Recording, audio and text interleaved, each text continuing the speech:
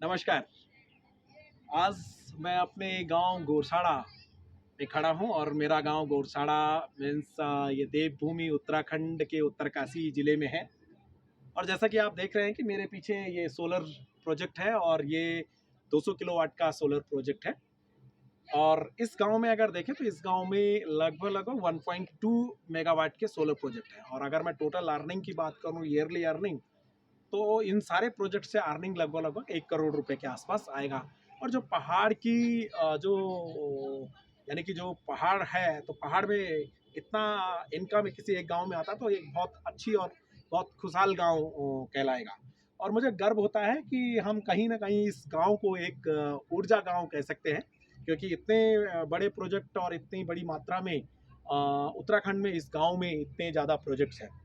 तो इसके लिए मैं अपने गांव के सभी लोगों को धन्यवाद करना चाहता हूं कि उनकी ही बदौलत और उनकी ही सपोर्ट से ये सब प्रोजेक्ट लगे हैं।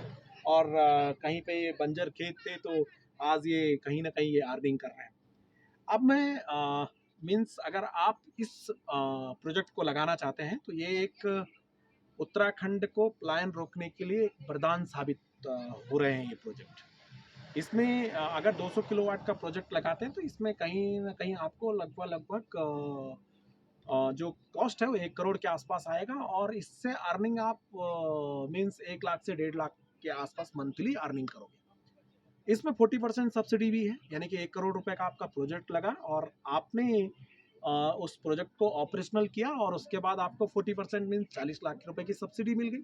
मीन्स अब 60 लाख रुपए का खर्चा रह गया। और साथ में आप अगर बाय द वे आप 1.5 लाख के आसपास भी करते हैं, या आप ईयरली अगर देखो तो 15 लाख के आसपास है, तो यानी कि आप 4 साल में इस प्रोजेक्ट को फ्री कर सकते हो, क्योंकि आपको 5 साल के लिए इंटरेस्ट फ्री है।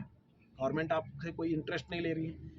तो मैं तो कहूँगा कि आप लोग आइए, जो पहाड़ में जो लोग हैं या रिटायर्ड होने वाले हैं या कुछ और बिजनेस कर रहे हैं, तो ये एक बहुत अच्छा प्रोजेक्ट है। और अगर इसको आप अपने गांव में लगाते हैं तो इससे क्या हो जाएगा कि कहीं ना कहीं आप 1-2 महीने में अपने गांव में आते रहेंगे।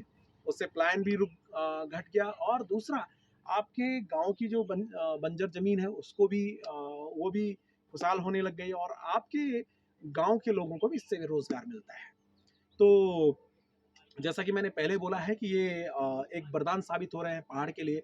तो मैं आप सभी को आह्वान करूंगा कि आप आइए और पहाड़ में अपने प्रोजेक्ट लगाइए और इस पहाड़ को एक उज्जवल भविष्य की ओर ले जाएगा। जय बद्री, जय केदार।